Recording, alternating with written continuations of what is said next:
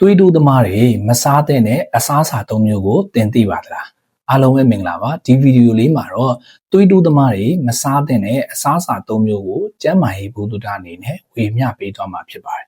သွေးတိုးသမားတွေမစားတဲ့အစားအစာ၃မျိုးကတော့နံပါတ်၁ချက်အငံဓာတ်လွန်ကဲတဲ့အစားအစာတွေကျွန်တော်တို့မြန်မာလူမျိုးတွေအရန်ကြိုက်ကြတဲ့ငပိရည်ငပြာရည်ငချောက်စသဖြင့်ဒီလိုမျိုးအငံဓာတ်လွန်ကဲတဲ့အစားအစာတွေကိုစားသုံးပေးမယ်ဆိုရင်သွေးတိုးရောဂါကိုပိုဆိုးစေတာဖြစ်တဲ့အတွက်ကြောင့်အငံဓာတ်လွန်ကဲတဲ့အစားအစာတွေစားသုံးပေးခြင်းကိုတတိပြုဆင်ခြင်သင့်ပါတယ်နံပါတ်2ချက်အနေနဲ့အဆီဓာတ်များတဲ့အစားအစာတွေကျွန်တော်တို့မြန်မာတွေထမင်းစားလို့ရှိရင်စီပြန်ဟင်းလေးမှစားကြကြတယ်စီရွှဲရွှဲလေးစမ်းပြီးမှစားကြကြတယ်တချို့တော့စီကြော်အစားအစာတွေကြက်ဥကြော်တို့ထမင်းကြော်တို့ခောက်ဆွဲကြော်တို့ဝက်ဥချောင်းကြော်တို့စသဖြင့်ဒီလိုအဆီဓာတ်များတဲ့အစားအစာတွေကိုစားသုံးပေးမယ်ဆိုလို့ရှိရင်ခန္ဓာကိုယ်မှာကိုလက်စထရောတက်လာမယ်သွေးတိုးရောဂါကိုပိုဆိုးစေတာဖြစ်တဲ့အတွက်ကြောင့်ဒီအဆီဓာတ်များတဲ့အစားအစာစားသုံးခြင်းကိုလည်းသတိပြုဆင်ခြင်သင့်ပါတယ်နံပါတ်3ချက်အနေနဲ့ကတော့အချိုဓာတ်လွန်ကဲတဲ့အစားအစာတွေအချိုဓာတ်လွန်ကဲတဲ့အစားအစာတွေကိုစားသုံးမယ်ဆိုလို့ရှိရင်အဝလွန်လာမယ်ဒီ1 5မှာအဆီတွေစုလာပြီးတော့ခန္ဓာကိုယ်လေးချိန်တွေတိုးလာမယ်